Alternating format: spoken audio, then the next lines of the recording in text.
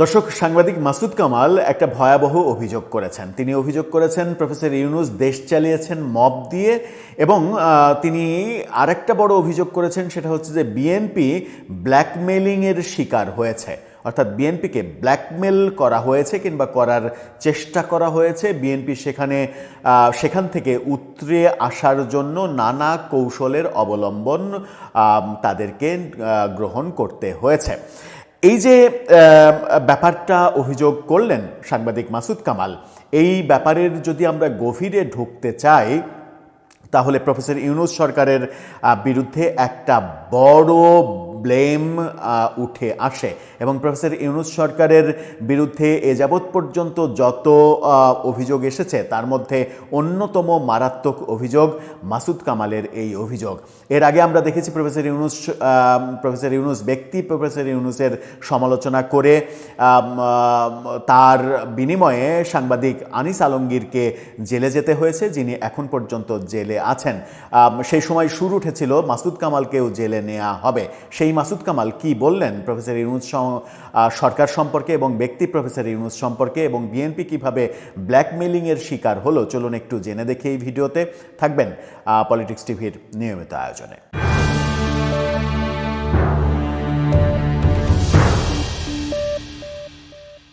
দর্শক, বলছিলাম সাংবাদিক মাসুদ কামালের কথা। মাসুদ কামাল যে ভয়াবহ অভিযোগটা করেছেন, সেই অভিযোগের প্রথম শিরোনামটা আপনারা আগে দেখে নিন। কালের কণ্ঠ তাকে নিয়ে শিরোনাম করেছে, ডক্টর ইউনূস দেশ পরিচালনা করেছেন মব দিয়ে।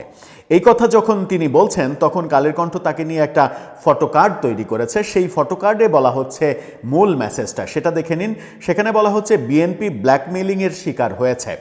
তখন তাদের ভয় দেখানো হয়েছে যে যদি তারা জনগণকে বলতো যে আপনারা না ভোট দেন অথবা এই গণভোট আমরা মানি না, তখন সঙ্গে সঙ্গে তাদের বিরুদ্ধে মব তৈরি হয়ে যেত। ডক্টর ইউনূস তো দেশটা পরিচালনা করেছেন মব দিয়ে।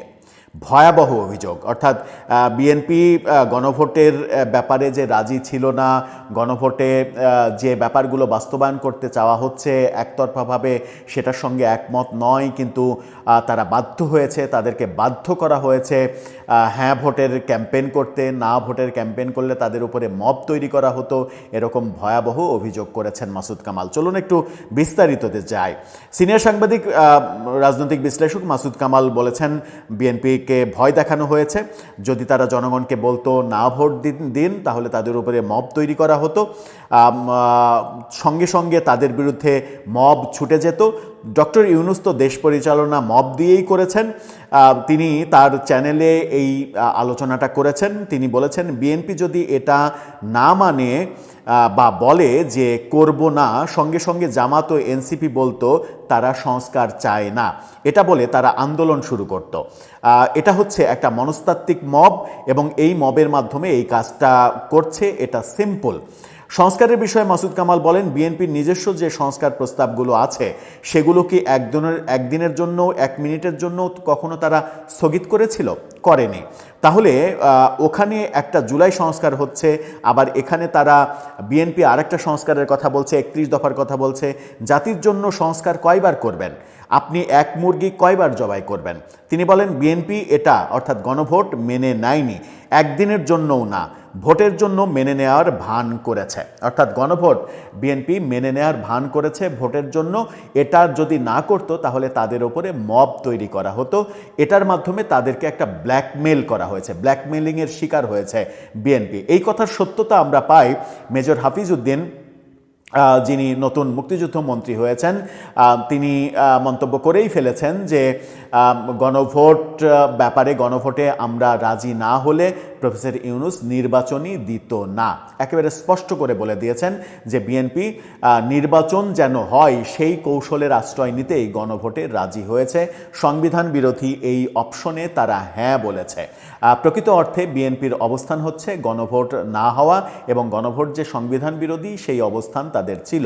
কিন্তু মাসুদ কামাল আরেক কাঠি সরেস হয়ে বলছেন যে বিএনপিকে ব্ল্যাকমেল করে এখানে রাজি করানো হয়েছে। বিএনপি রাজি না হয়ে যদি ভিন্ন মত উপস্থাপন করত, ভিন্ন মতে থাকতো, তাহলে তাদের উপরে মব লেলিয়ে দিত মবের জনক।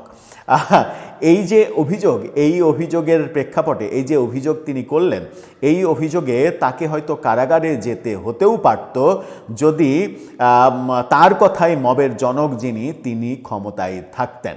দর্শক, আপনার কি মনে হয় মাসুদ কামালের এই অভিযোগটা কি সত্য বলে আমরা ধরে নিতে পারি? আপনার মতামত জানিয়ে লিখতে পারেন আমাদের কমেন্ট বক্সে।